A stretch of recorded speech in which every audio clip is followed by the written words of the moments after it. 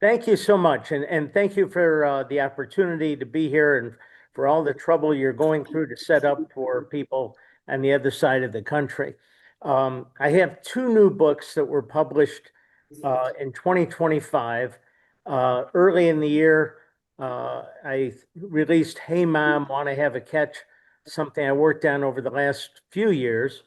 Readers tell me it brings back memories from their childhood, stirs up some emotions, stories about their dad, sometimes their mom, who taught them to love baseball, or who simply put up with their obsession for the game and maybe even encouraged it along the way. It's an anthology with 49 stories. Eight of them are my own. 41 are from contributing authors, terrific storytellers from all walks of life, some whose names you might recognize, others, like me, just regular guys, regular people telling their stories. Several tell of their memory of their mother or their father taking them to see their first professional baseball game. Some tell of a parent buying them their first glove. There is one story by a guy who actually describes how he actually found the silver lining in never having played catch with his dad. One of my own stories tells of the trouble I got into skipping school with my older brother on October 8th, 1956, to watch a World Series game on a small, grainy black and white television while my parents were at work. We all know what happened on October 8th, 1956.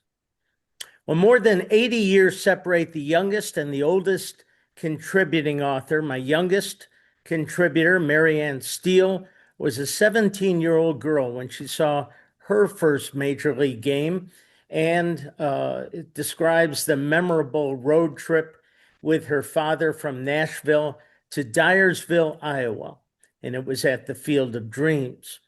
My oldest contributing author, sadly, Millie Kennedy, was 98 years old when she passed away just a couple of weeks ago. She tells of spending a Sunday afternoon in 1931 at Babe Ruth's apartment on Central Park West in New York. Now, I had known Millie for more than 50 years, and I can verify her story, having heard it for the past 50 years. And there are stories by the truly lucky ones, those whose mom or dad played catch with them in their backyard. And most important, the stories about the conversations inspired by merely throwing a ball back and forth. These true stories often bring a tear, sometimes a smile, but always that long forgotten fond memory of mom or dad, usually putting up with our obsession for baseball, but sometimes actually sharing in the passion we have for the game. My new book came out December 29th of this past year, Baseball Imposters, and it's quite different. And it's been received overwhelmingly throughout the country. I never could have imagined. It's about grown men who falsely claim to have played Major League Baseball. These guys are victims of what we now call Eddie Sissons syndrome. And before we get much further, I should tell you where that comes from. Most, if not all of us, have seen Field of Dreams, a very popular movie in the 80s. It was based upon Shoeless Joe, a book by the late W.P. Kinsella. And in the book, a fictional character, an old man named Eddie Sissons, living in a small Iowa town, claims to be the oldest living Chicago Cub. And everyone in that small town knew and respected Eddie. His identity was wrapped in being the oldest living Chicago Cub, and being a former Major League Baseball player. As a side note, when the movie was made, Eddie's character didn't make the cut. So his celebrity comes from the book, Shoeless Joe, not the movie Field of Dreams. In the book, Eddie's lie is exposed. He never played for the Cubs. In fact, he never played professional baseball for anyone anywhere. He made it all up. And a lot of people were hurt by that. We've known him his whole life, and now we find out he's been lying to us. Well, Bill Kinsella mentions Eddie Sissons and the syndrome he inspired in other books and writings that he did. And in 1989, I co-wrote a paper with sports historian Dr. Richard Crepeau and presented it at the Sport Literature Association in their annual conference in Oregon, where we met and had the good fortune of spending a few days with Bill Kinsella shortly after Field of Dreams was released. Kinsella and I, by the way, actually went out and had a catch one evening. We had a game of catch, which proves it's always a good idea to bring a ball and glove with you wherever you go, just in case, because you never know. And that brings me to how and why I pursued this topic in the first place. Well, my journey began in 1985 when I wrote a master's thesis based upon interviews I conducted with 53 former Major League Baseball players who retired before free agency. My research focused on how athletes prepared for life after baseball. This was during a time when very few professional baseball retirees were financially secure enough to just stop working, forcing them to seriously think about a second career. Among those former major leaguers whom I interviewed was a high-profile, well-known local businessman who later proved to be an imposter.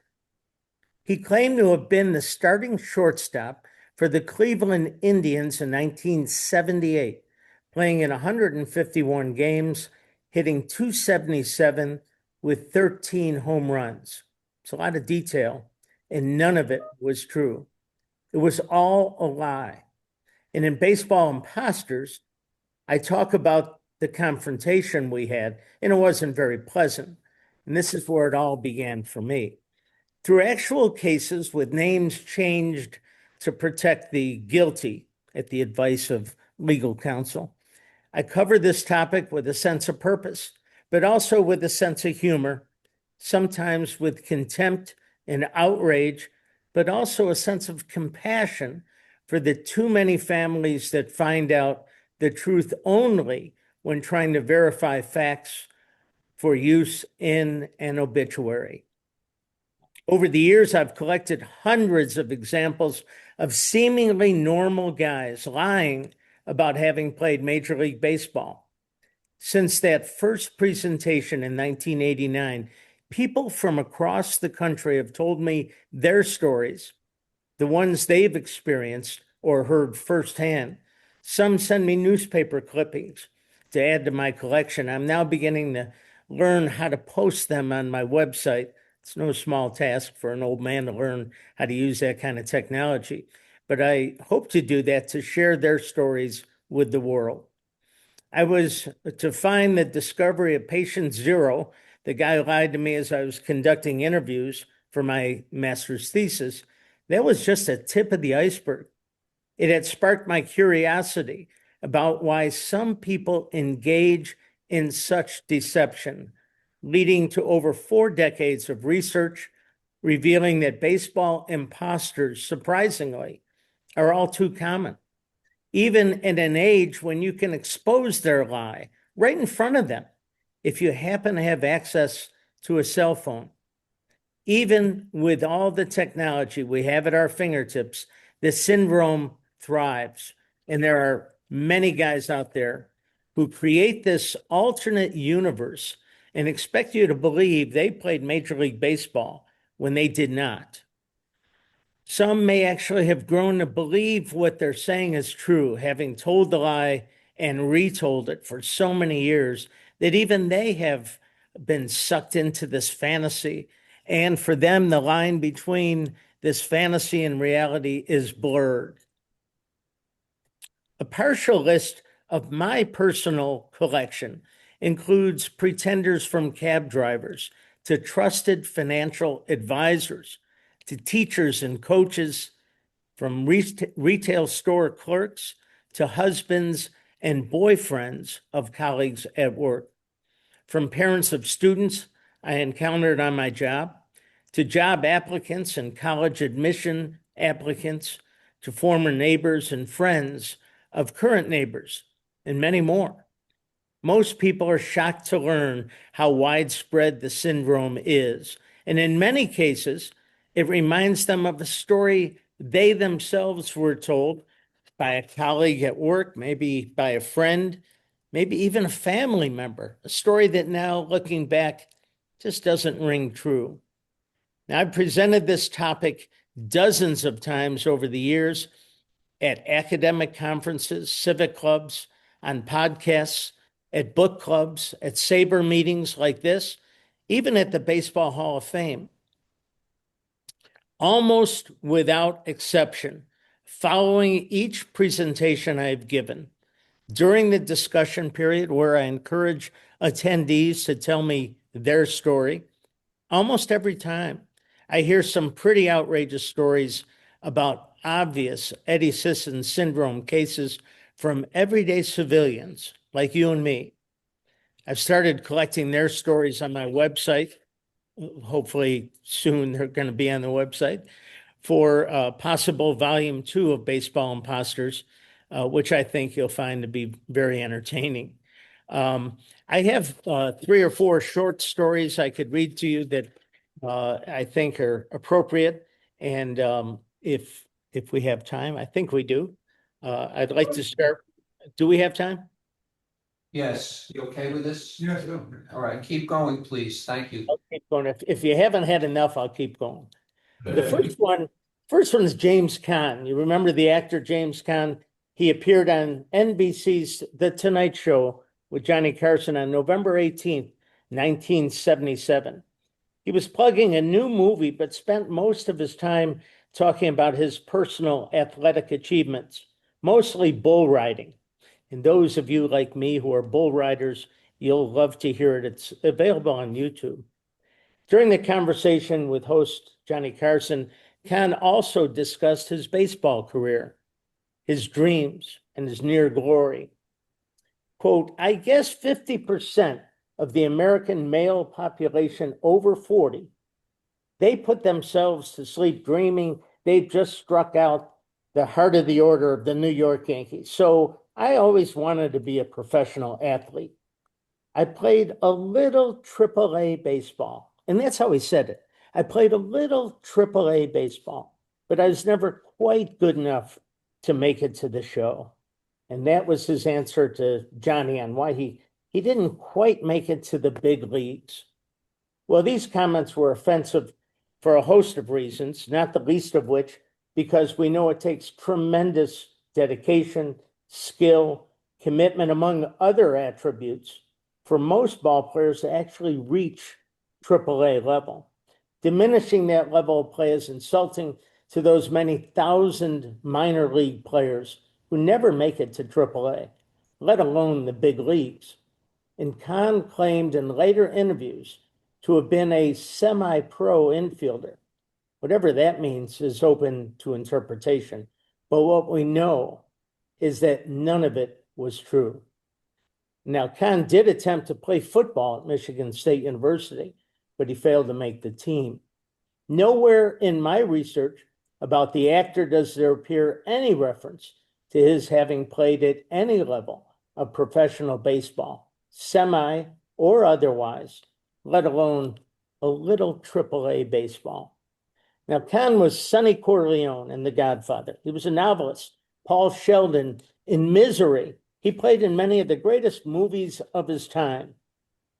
He was Brian Piccolo in Brian's Song, and he played in the 1975 classic movie Rollerball. Now, my point here is this. He did not need to make up a minor league baseball career in which he was so close to making it to the show. We loved him even without that reference, and most of us might even have respected him more without it. But this Eddie Scissons Syndrome thing is a powerful force. It grips even the most unlikely victims in its wake. This next one is a fan favorite. I have read this to numerous groups, and I'm going to do it here pretty quickly. Through a class I took at the University of Central Florida many years ago, I met a guy who told me his boss played third base for the New York Yankees in the late 1970s. You work for Greg Nettles? That's what I asked with great excitement, being a Yankee fan. No, he replied, I work for Bill Tischler. You see, he's a chiropractor and he played in the World Series for the Yankees in 1978. Dr. Tischler was the Yankees' starting third baseman for several years and retired from baseball to go back to school to become a chiropractor. Yeah, there's pictures of him all over our office in a Yankee uniform and everything. And he wears his World Series ring every day. It's from 1978, when they beat the Dodgers. Well, knowing the 1970s Yankees as I did, I immediately knew the story was bogus, and I called Dr. Tischler's office to talk about his fake baseball career. His secretary said he was too busy to see me, and he didn't want to talk about it, so just let it go. Okay, so I waited a few minutes, disguised my voice, and called back, making an appointment as if I were interested in becoming a patient. Well, they were excited. They offer a special first visit free so they could assess my chiropractic needs and then sell me on some regular visits. I said, perfect, sign me up. I made an appointment with Dr. Tischler. I couldn't wait for my visit with the doctor so we could discuss his lies. The office photos were stunning. They included 2 professionally produced, beautifully framed posters of Tischler in pinstripes swinging for the fences. Several smaller pictures showed him taking ground balls in the infield.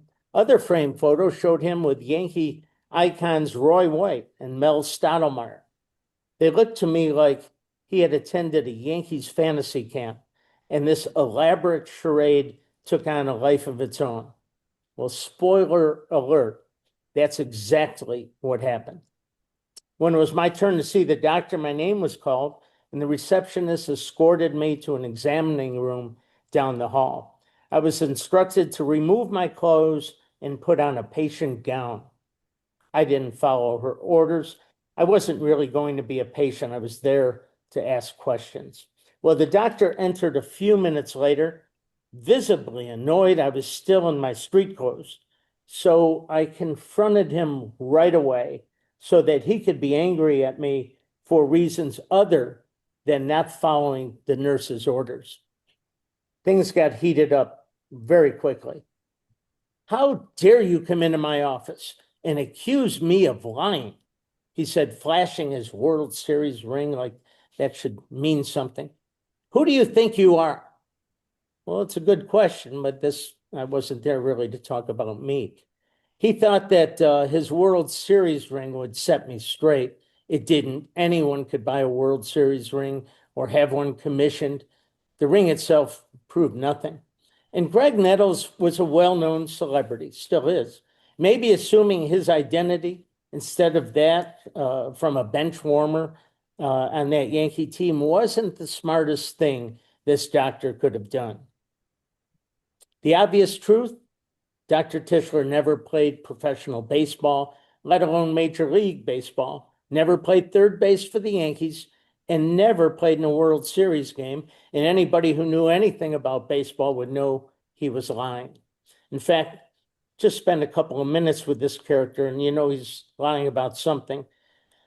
So, quote, I finally got to ask him this. Did you legally change your name from Greg Nettles to William Tischler?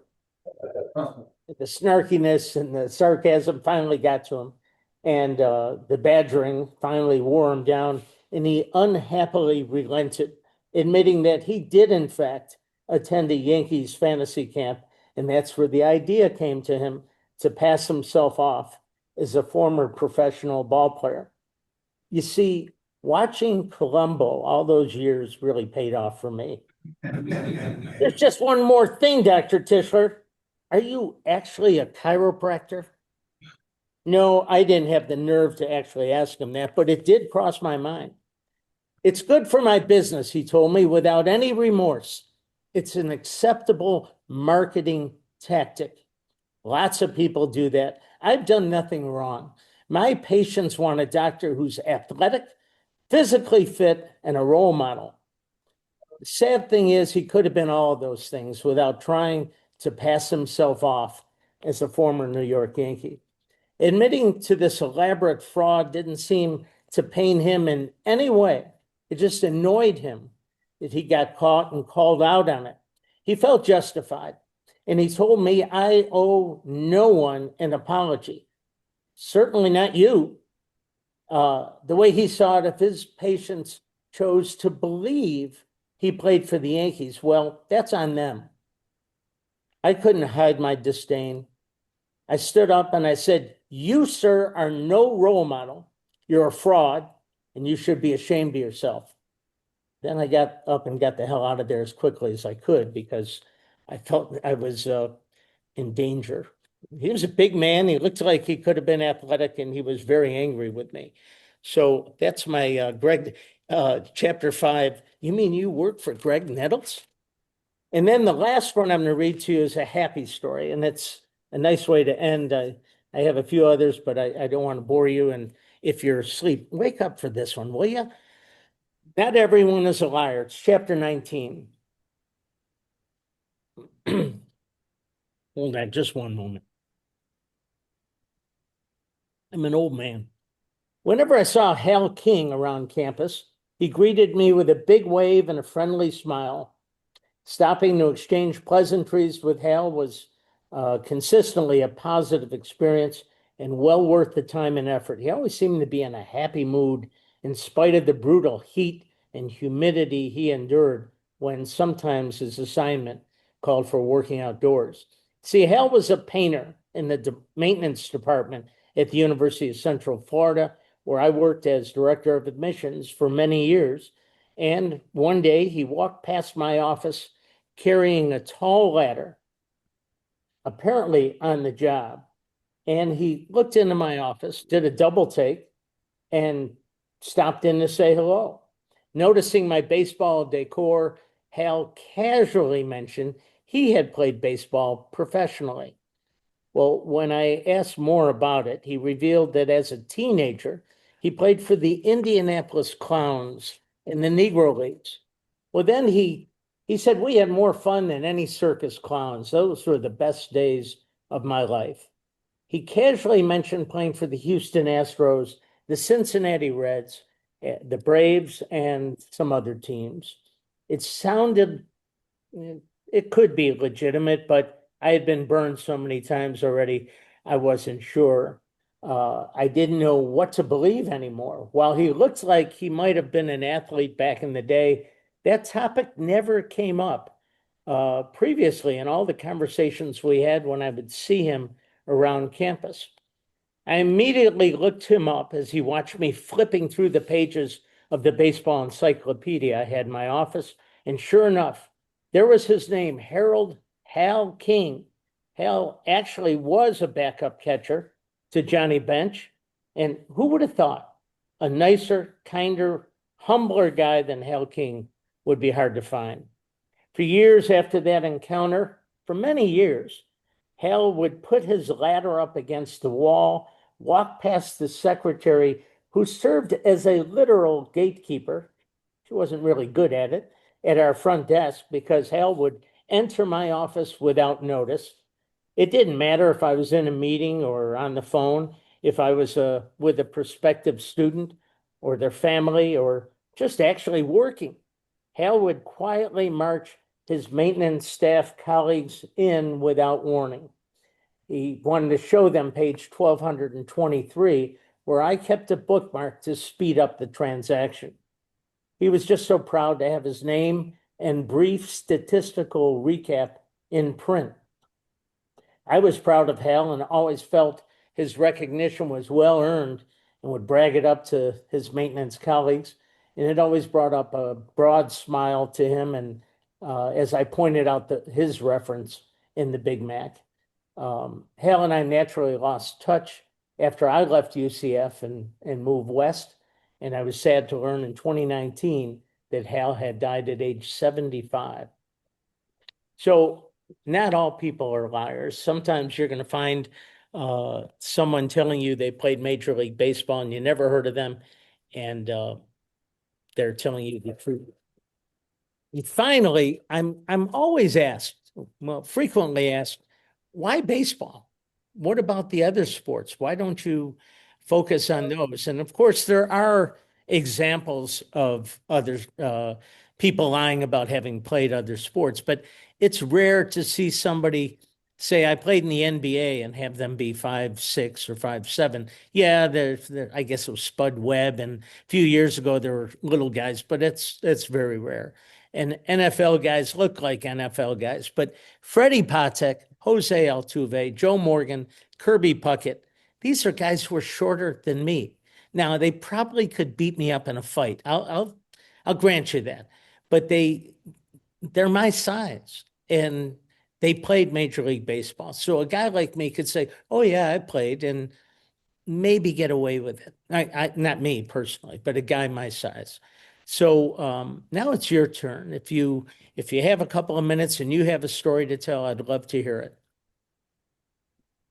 Okay. Thank you, Rob. That was really interesting to hear. Questions, comments from the audience? Please speak up, as I say to my students. Well, I find about half the people that tell me they play professional baseball, I tell them the truth. Because I know how to look up whether they actually played. And,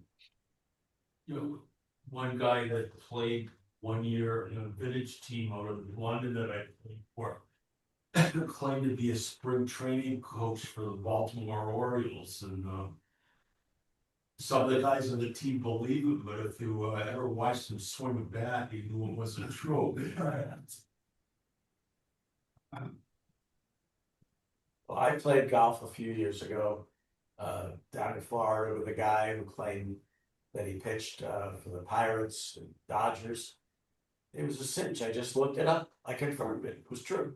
What was his name? I can't remember. But I asked him at the time, and I just went back to the house and Googled him, and that was the confirmation. Yeah, I got a couple of them now. One of my first jobs like 30 years ago, there was a guy that worked for a vendor, and my boss was saying, yeah, he played the majors, and guy named Al Stan played the Giants in the 60s. Very able to see it. And yeah, that's it. Yeah. And actually, I one of my short-time girlfriends, she said, oh yeah, my uncle Alfie played in the majors.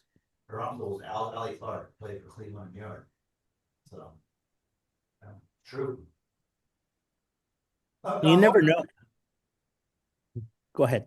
I'm wondering whether the AI technology where they can create realistic looking movies of people doing things. You could just send a picture into some of these AI models. It could have enhanced this chiropractor story if he had gone further with it and actually showed himself hitting in Yankee Stadium, which you could do right now.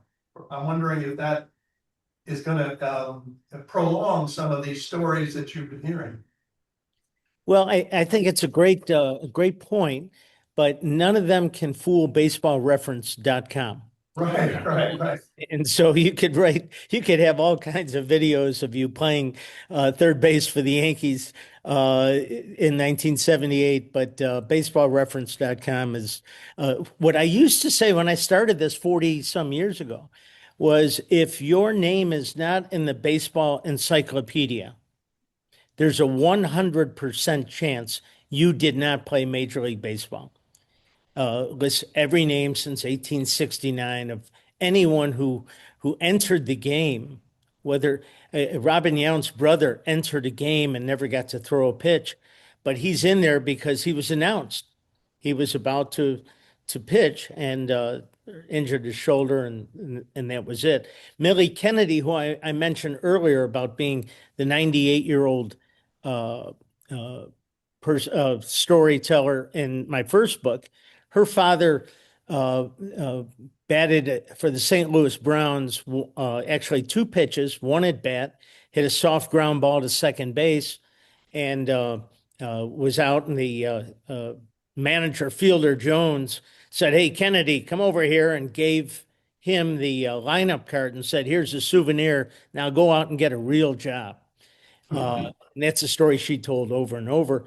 But he was in the front office of Major League Baseball as a general manager, as a scout, as a player personnel director for 52 years. He's in the baseball encyclopedia because of that one at bat in 1916, not because of 52 years or 53 years in the front office and getting pretty well known as a baseball lifer. So I think AI, I'm not an AI guy. It's technology that's way past me, but nowadays the baseballreference.com resource, and there's a couple others that I mentioned in the book, really is the big kind of equalizer. And I have a lot of stories where people just flat out lie, and I pull out my phone and I go, no, you didn't play minor league baseball, and it minor league as well, baseball reference, not just the big leagues. Rob, I'd like to ask a question. You mentioned, I think the name was Hal King, the backup to Johnny Bench, and I'm wondering what you could tell me, if you had any kind of discussion with him about what were his impressions of those Reds, and to what extent did he play? It is funny you asked that. I'm the kind of guy, I walk around campus, I see a maintenance guy, I want to, let them know, hey, I appreciate what you're doing. It's 100 degrees out here. I'm a guy in a suit sitting in the office, and you're making the ground so beautiful. And that's how our relationship started. And over years, he never mentioned, oh, by the way, I played big league baseball. But I have a friend who did play in the big leagues for a number of years and was an actual teammate of his, Jack Billingham, who's, getting on in years. And I mentioned Hal King to him way back when I guess it was in the 80s, and got them together. One day, Jack came out, we were going to have lunch, and I said, hey, let me see if I can find Hal King. And made a couple of calls, and Hal actually showed up, and he goes, Jack, it was like, I can't believe it. And it wasn't like they were close, even when they played. But Jack did say this was a guy who just went out and did his job. And, of course, you get a guy like Jack, he's got Pete Rose stories and Johnny Bench stories. Hal was a very humble, almost a quiet guy who didn't have a lot of stories except about the fun they had playing for the Clowns. He said we were the Harlem Globetrotters of our time. I remember a few of the things he said about traveling in Major League Baseball. He said, I never stayed in such a nice hotel when I got called up, and I can't remember the first team he was with, but he said, I remember asking, can I keep the soap? And it's that kind of thing. He never really bragged about stories about, or name dropped stories that would have had meaning for a baseball fan like me, but he was just a really nice guy to be around. If I may, one more follow-up before we continue. Did he have any anecdotes about the Reds that he shared with you? Not really. No. I mean, as I say, that was not his thing. He was, he actually left the university, left the maintenance department to start a pressure washing, driveways and that sort of thing company. And his son went into business with him. Just a blue collar kind of guy who came from nothing, and he wasn't impressed with himself. So I mean, and I would bring up because of my friend Jack, I would bring up things about the Reds, and he'd kind of just mumble his way through it because it just wasn't in him to share those stories. I think he felt like he'd be bragging, and Hal, the last thing he would ever do is brag about his past. That's why when he told me I played for the Reds and the Astros, I thought, you never mention it. We've known each other 10 years. You would think that might come up, but it just wasn't his thing to talk about that sort of thing. And he never really monetized having been a former big leaguer. Even when he opened his own business, it wasn't like former major league catcher Hal King, left-handed hitting catcher, was in demand back in those days. Probably still are, probably still is in demand. So no, I didn't hear many stories that are repeatable or that are fun that I wish I had thought at the time, maybe to push him on. That wasn't the way he was. So if you're interested in telling me your story, please go to my website, robsheinkopf-author.com. And there's a place to tell your story and get, if you don't mind me using your name and saying story from so-and-so, or I don't have to have that. There's a way to say I want to be anonymous. Would love to include your story. They sound fascinating. And if you have a chance to sit down and write it out on my website, I'd love to have it. But thank you for the opportunity. And thanks for your interest and thanks for listening and getting up. Well, wait, it's not early for you East Coast guys, but thanks for all the trouble you went through to set up all the technology. And I'll get out of the way and let you move on with your meeting. Thank you. Hey, Rob, Paul Hensler here very Hey, quickly. Paul. Thanks for joining us, and hopefully we can continue the conversation out in Tempe next year. I'll look forward to it. Always good to hear your voice. Thanks, Paul.